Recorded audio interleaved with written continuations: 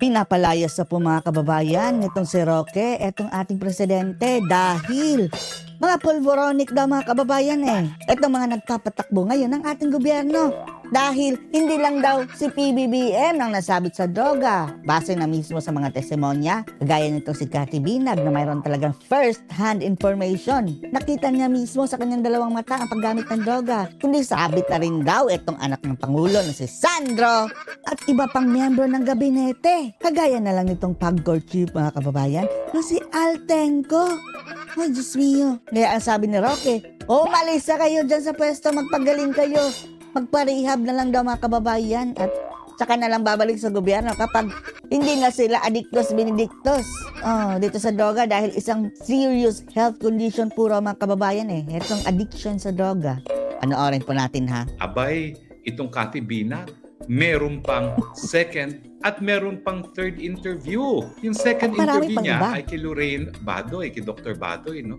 Abay, na-shock ako. Nung una, sinabi niya, nakita niya si BBM gumamit ng, umitihip ng powdery white substance. White At powdery ang first substance. lady ay in-offer pa siya. You want? You want Tapos nung some? hindi siya, abay nataranta, who are you? Why are you here? Abay, ang We're not pangalawa supposed to namang be interview here. niya, ang shocking revelation, abay pati pala itong Congressman Sandro Marcos, Pati si Charis Pempenco mga kababayan o nadawit ang pangalan. ay gumagamit ng powdery white substance. Hindi si Charis Pempenco AKA lang yung kamukha ni Charis Pempenco pala. Sorry Charis. Si Sandro. Eto na. Yan ang sabi nitong si Roque At ang nagsabi mismo ay si Cathy Binag daw. At kanina sa pangalawang interview niya kay Maharlika, ang latest na sinabi niyang gumagamit ng powdery white substance, walang White iba, powdery kundi ang substance. PAGCOR chairman Al Tenco. Si Al Tenco, sa ayon sa libro po ni Vic Rodriguez, ay Ang alten ko po mga kababayan ay ito po. Yan.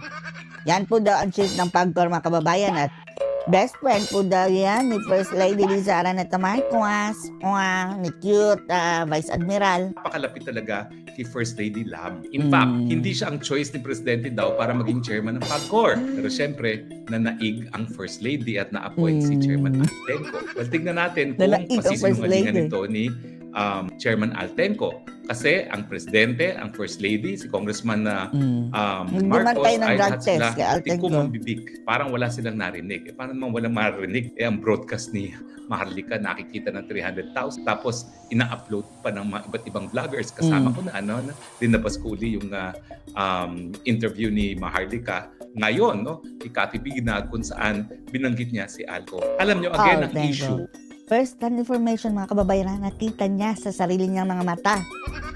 Mabigat na ebidensya po yan sa korte mga kababayan. kung pribado silang individual, wala tayong pakialam. Pero ang totoo lang, pagdating sa presidente, may pakialam tayo. Dahil yung paggamit ng droga, kinakarakterize po yan ng mga doktor na serious illness.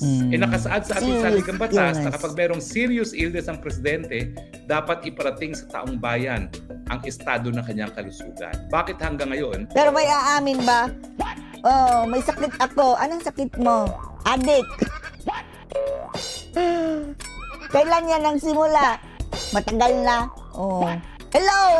Batukan na kita, sabi ng doktor. Bayan dahil, bakit ka ba tumakbo kung alam mo na palang matagal na yan?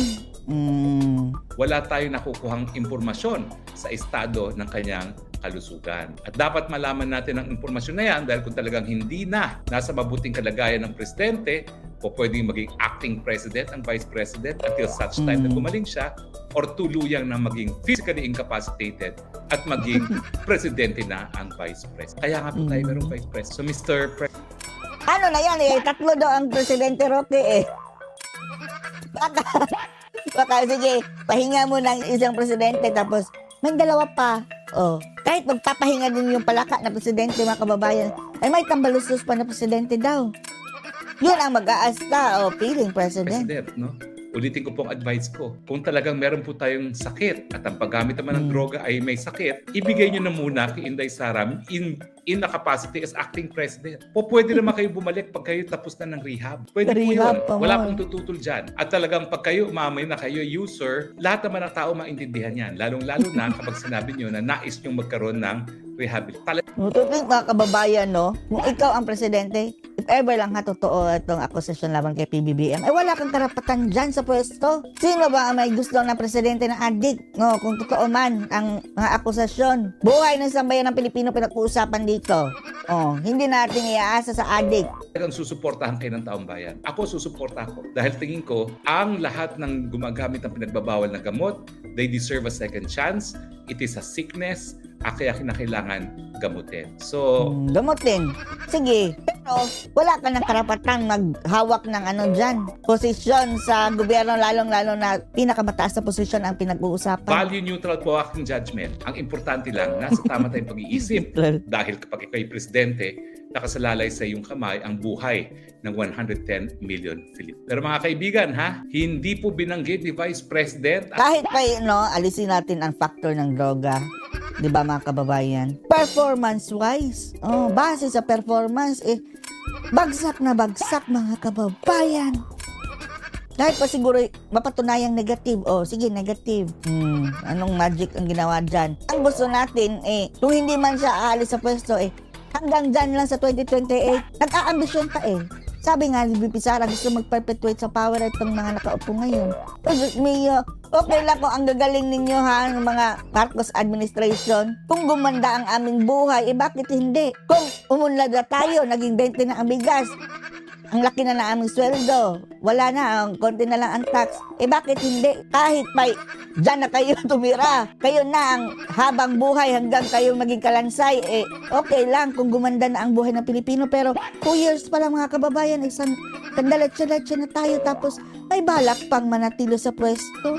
Ang kapal ng mukha. ang kalusugan ng presidente nung siya ay sa kauna-unahang pagkakataon nagsalita laban sa pamumuno ng gobyerno. Abay, for the first time, nanindigan ang ating vice presidente.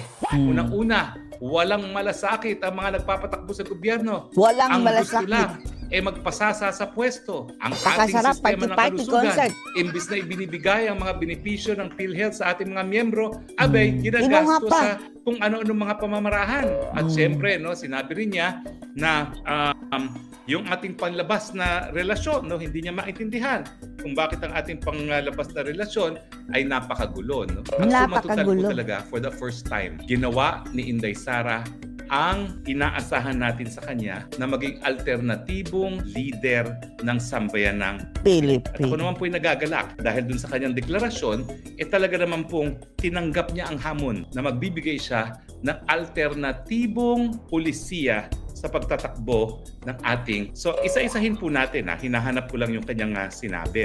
At nga pala kanina, nagkaroon din siya ng video nang sinasabi niya, hindi siya nababahala na ang mga politiko ngayon, isa-isa nang lumisan sa piling na kanyang ama. Kasi ang sabi niya, Daming simula't mangga mula na naman, manggagamit ng ang kanyang ama politiko. hindi umaasa sa politiko. Talagang taong bayan ang inaasahan ng Presidente Duterte at yan ang tatak Duterte. Hindi sila nanliligaw ng mga politiko, ang liniligawan nila taong bayan diretso. Pero Taong ano pa bayan ang sinabi kasangga ng mga Duterte. Vice President? Ito nga po, bakit nga ba wala raw tayong komprehensibong plano sa baha? Bagamat yun nga po, napagyabang ni Presidente, 5,500 at saka 500 billion nang nagagastos. Nasira ang Bakit isa, ngayon, baha ang Maynila. Hindi man lang nakaisip na magkaroon ng komprehensibong flood control program. Bakit nga ngayon, pinapayagan natin ang mga dayuhan na pumasok, na labagin ang ating soberenya, ang ating jurisdiksyon Weak sa leader pagliligtas kasi. sa mga kaso na dapat mga Pilipinong hukuman lang ang dumidinig at hindi dapat ang ICC. Pero talagang ang mensahe niya, bakit ang gobyerno ngayon walang ginagawa sa katunayan na ang daming nagugutom at naghihirap ng mga Pilipino. Alam nyo, yung ganyang tema, yan ang nagpapakita na hindi. Kasi ang totoong problema ng taong bayan ngayon, the worst hunger in history, the worst inflation in history, the worst peso devaluation in history. Ibig sabihin, mga kababayan, malamang siguro, etong si PBBM ngayon mga kababayan is the worst president ever. Mas malala pa kaysa kay Panot siguro mga kababayan Di ba? Nung hindi man na sila magka-level, mas malala pa. So ano masasabi niyo dito mga kababayan na sa panawagan ni Roque na umalis na kayo sa pwesto mga pulboronic dyan sa gobyerno? Post or comments below.